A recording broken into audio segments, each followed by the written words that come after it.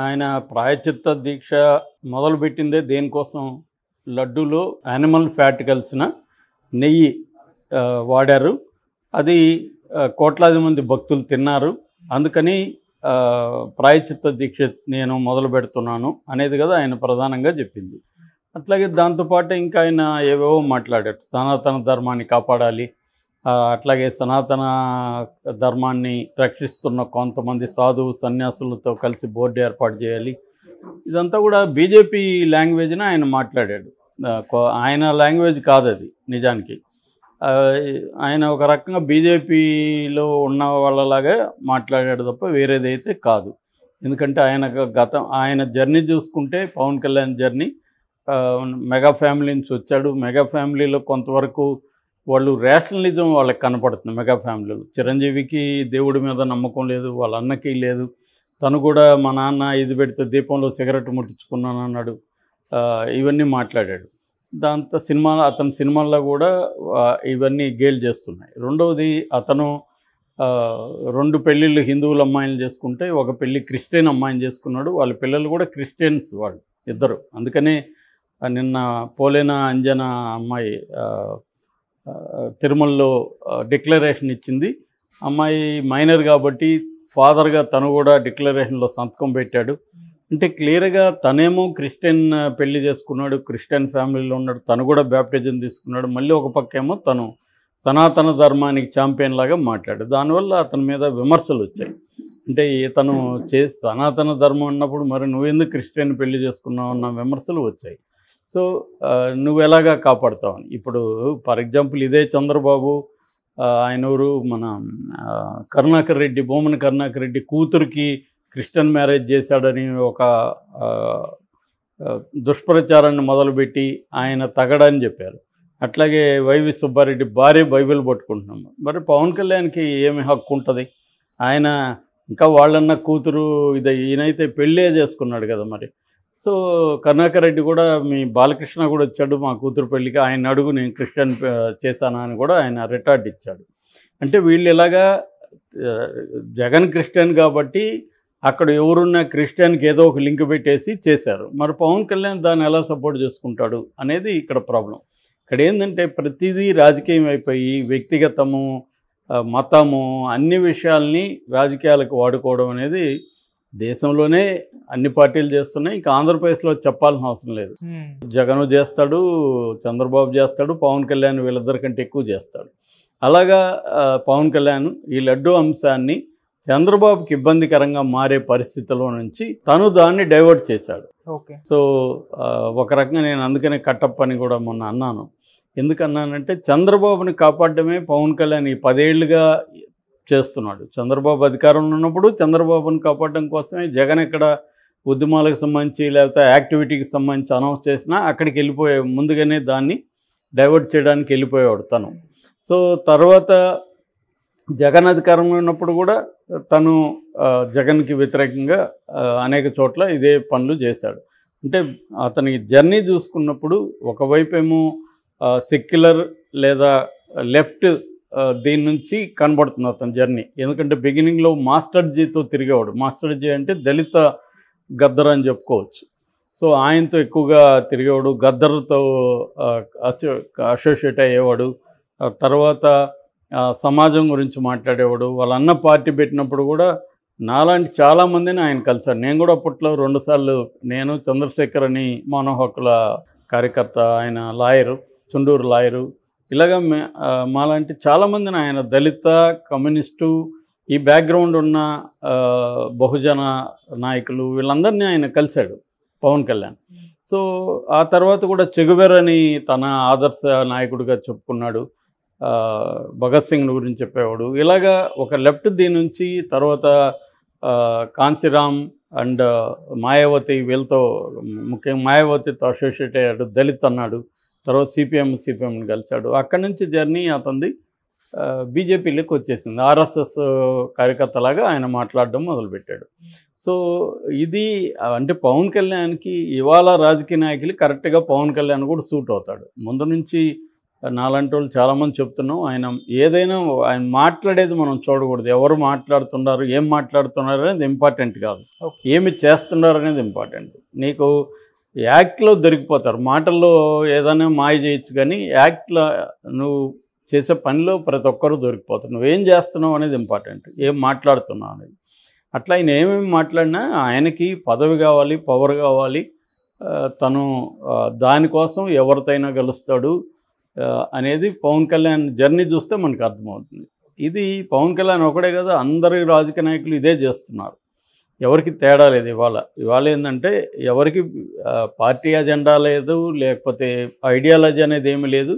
అందరికీ పవరే గోలు. ఈ పవర్ కోసం ఏమైనా చేయడానికి వీళ్ళు రెడీగా ఉన్నారు. లాని బ్రేక్ చేస్తారు, మోరల్స్ని బ్రేక్ చేస్తారు. వాళ్ళకి ఏదో ఒక కన్సిస్టెంట్ మెథడ్ కావచ్చు, ఐడియాలజీ కావచ్చు, సిద్ధాంతం కావచ్చు, ఏది ఎవరికి ఉండదు. పవన్ కళ్యాణ్ కూడా అంతే. అతను is no different from other politicians. So అందుకని దీన్ని తను దీక్షగా ఉపయోగించుకోదలుచుకున్నాడు. తన ఇది పెంచుకోదలుచుకున్నాడు. ముందు నుంచి కూడా పవన్ కళ్యాణ్ గమనిస్తే మనకు కొంత ఎన్టీ రామారావు, కొంత గాంధీ వీళ్ళ మెథడ్స్ని ఫాలో అవుతాడు. ఏది ప్రత్యేక వేషాలు వేయడం, గెటప్లు వేయడం, ఆ గెటప్ల్ని ప్రచారం చేసుకోవడం, ఇవన్నీ. ఇప్పుడు నిజంగా దీక్ష చేసేవాడు సైలెంట్గా చేయొచ్చు, కానీ ఈ డ్రామా అంటే ఒక ఈవెంట్ లాగా చేయడం ప్రతిదాన్ని. అది ఆల్రెడీ మనకి ఎన్టీ రామారావు కూడా ఇలాగే చేసేవాడు. గాంధీ కూడా ఆ గెటప్ మామూలుగా అయితే గాంధీ షూట్ పోస్ట్ చేసుకొని బారిస్టర్ చదివిన వ్యక్తి. ఆయన కూడా ఏంటంటే ఆయన చేయడంలో ఒక ఇది ఉంది. ఎందుకంటే సామాన్య ప్రజలతో నేను ఉద్యమాలు చేస్తున్నాను కాబట్టి వాళ్ళలాగా ఉండాలి నేను అనేది గాంధీ అనేది. ఆయనేమేది ఇట్లా పవర్ కోసం ఇంకో దేశం డ్రామాలు ఆడిన వ్యక్తి కాదు గాంధీ. ఆయన్ని నేను ఓన్లీ వేషాలకు సంబంధించి మాత్రం పోలుస్తున్నాను తప్ప వేరే కాదు. కానీ ఇది ఎన్టీ రామారావు మళ్ళీ ఆయనకి డ్రామాల లక్షణం ఉంది. ఆయన రకరకాల కార్మికుల బట్టలు వేసుకుని కొద్ది రోజులు, వివేకానంద బట్టలు వేసుకుని కొద్ది రోజులు, కాషాయం, రకరకాలుగా ఆయన ప్రయోగాలు చేసేవాడు. అలాగే పవన్ కళ్యాణ్ కూడా అదే పద్ధతిలో ఉన్నాడు. సో ఈ కాంటెక్స్ట్లో సుప్రీంకోర్టు తీవ్రంగా తప్పుపట్టింది. అది మనం ఆల్రెడీ వీడియోలు చేసాము. పవన్ కళ్యాణ్ని, చంద్రబాబుని ఇద్దరిని తప్పు. చంద్రబాబు పేరు సుప్రీంకోర్టు ఓపెన్గానే మాట్లాడింది.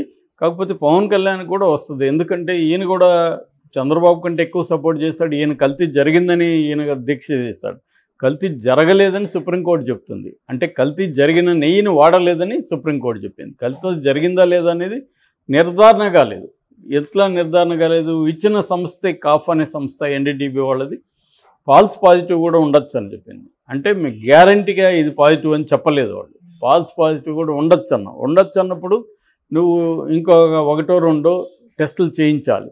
అప్పుడు అది కూడా నిర్ధారణ వస్తే దాని మీద ఎంక్వైరీ చేసి అప్పుడు మాట్లాడాలి. ఇవేవి జరగకుండానే, ఎందుకంటే ఫాల్స్ పాజిటివ్ కాకుండా అది యానిమల్లో నుంచి వస్తుంది కాబట్టి యానిమల్ ఫీడ్ వల్ల కావచ్చు, ఆ యానిమల్ సంబంధించిన లో ఎనర్జీస్ ఉన్న యానిమల్ నుంచి కావచ్చు, టెక్నికల్ ప్రాసెస్లో ఇబ్బందులు కావచ్చు, వీటి వల్ల కూడా ఈ యానిమల్ ఫ్యాట్ కానీ ఇంకోటి కలవచ్చు. ఎందుకంటే యానిమల్లో నుంచి వచ్చే మిల్క్ యానిమల్లో వచ్చే ఫ్యాట్ కలవడం అనేది కామన్ అనేది అందరూ చెప్తున్నారు.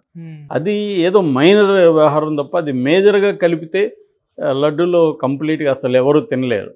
కాబట్టి ఇవన్నీ తేలకముందే వీళ్ళిద్దరూ, చంద్రబాబు చెప్పాడు, పవన్ కళ్యాణ్ దాన్ని నెక్స్ట్ స్టెప్ తీసుకెళ్ళి దీన్ని నాన్ హిందూగా మార్చేశాడు. దీన్ని చంద్రబాబు ఏమో దాన్ని రాజకీయంగా జగన్కు వ్యతిరేకంగా సెన్సేషన్ చేసి తన పరిపాలనకు సంబంధించి కావచ్చు, స్టేట్లో ఉండే తన పరిపాలనకు సంబంధించిన ఫెయిల్యూర్ కావచ్చు, వీటి మీద దృష్టి మరల్చడానికి చంద్రబాబు చేశాడు. ఇది అందరూ డైవర్షన్ పాలిటిక్స్ అనేవి, జగన్ కూడా 5 ఏళ్ల పాటు డైవర్షన్ పాలిటిక్స్లో బ్రహ్మాండంగా సక్సెస్ అయ్యాడు. అదే పని చంద్రబాబు కూడా చేస్తున్నాడు. దీన్ని మళ్ళీ డైవర్షన్ పవన్ కళ్యాణ్ చేశాడు.